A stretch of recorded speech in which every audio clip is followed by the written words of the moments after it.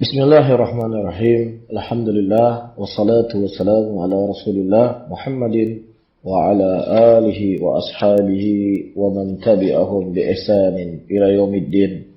Saudara-saudaraku muslimin dan muslimat rahimani wa rahimakumullah. Insyaallah kita akan membaca nasihat-nasihat yang disebutkan oleh Syekh Muhammad bin Shalih Al-Utsaimin rahimahullah dari kitab Majalisu Syahri Ramadan.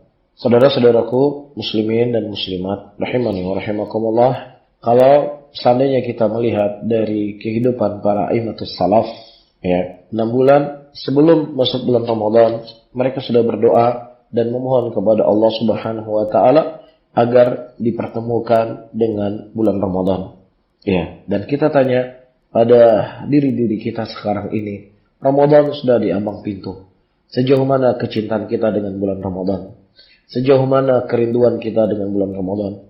Terkadang kita rindu dengan bulan Ramadan. Terkadang kita ingin segera datang bulan Ramadan, tetapi tujuannya yang berbeda. Karena bulan Ramadan adalah bulan di mana para pedagang akan mendapatkan omset yang sangat banyak. Subhanallah, para imatus salaf, mereka telah mengumpulkan sekian banyak kemuliaan dalam kehidupan mereka. Tetapi bersama dengan itu, mereka masih merasa kurang dari apa yang telah mereka amalkan. Sehingga mereka berdoa dan memohon kepada Allah agar dipertemukan dengan bulan Ramadan tersebut. Sehingga hal yang paling terpenting untuk kita mempersiapkan diri kita masuknya bulan Ramadan adalah pensucian hati dan pembersihan jiwa. Di sana disebutkan hati yang bersih itu ibarat badan yang sehat. Ketika badan seseorang itu sehat, maka dia akan bisa menyantap makanan yang ada di hadapannya. Dia akan merasa lezat, dia akan merasakan manis, asin dari makanan yang dia makan. Namun ketika badan seseorang dalam keadaan sakit, selezat apapun makanan yang dia makan, pasti dia tidak akan merasakan enaknya makanan tersebut. Hanya ada satu rasa, pahit dan seterusnya. Begitulah kolbu yang sakit. Kolbu yang sakit, ketika datang pengkhabaran, janji-janji Allah dan janji-janji dari Nabi Muhammad SAW tentang kemuliaan dan keutamaan bulan Ramadan, mungkin hatinya tidak bergeming. Dia menganggap itu merupakan sesuatu yang biasa. Dia menganggap sesuatu itu yang lumrah. Namun orang-orang yang memiliki qalbu yang salim, memiliki hati yang bersih, setiap janji-janji Allah itu terpatri dalam hatinya dan dia berusaha untuk mendapatkannya. Oleh karena itu, saudara-saudaraku muslimin dan muslimat rahimani wa rahimakumullah, hal yang harus kita persiapkan masuknya bulan Ramadan untuk kita menata hati kita.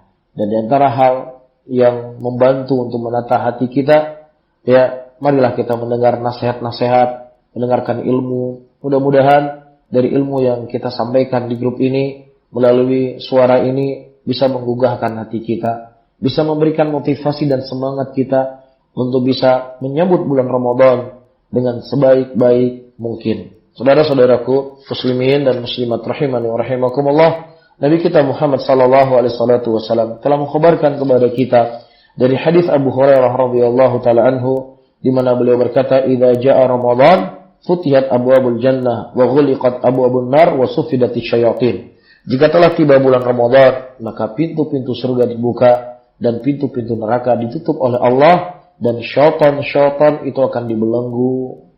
Subhanallah. Inilah diantara sekian banyak keutamaan yang dikhabarkan oleh Nabi kita Muhammad sallallahu alaihi wasallam. Allah membukakan kepada kita pintu surga selebar-lebarnya. Allah menutup kepada kita pintu neraka serapat-rapatnya. Nah, kalau seandainya ini tidak bergeming dalam kalbu kita, tidak ada keinginan bagi kita untuk masuk ke dalam surga, maka tentulah kita orang yang sangat merugi. Syekh Muhammad bin Shalih Al-Utsaimin rahimahullahu ta'ala menyebutkan di halaman ketiga dari kitab beliau sebuah hadis yang diriwayatkan dari Abu Hurairah radhiyallahu ta'ala anhu, di mana Rasulullah sallallahu alaihi wasallam menyebutkan, "U'tiyat ummati khamsa khisalin fi Ramadan lam tu'tahunna ummatun minal umam qablaha." Umatku diberi 5 sifat pada bulan Ramadan yang belum pernah diberikan kepada satu umat pun dari umat-umat sebelum beliau. Yang pertama kata Rasulullah sallallahu alaihi wasallam, "Khulufu famis sha'ib atyab indallah min rihil misik." bau mulut orang yang sedang berpuasa itu lebih harum di sisi Allah daripada aroma kasturi.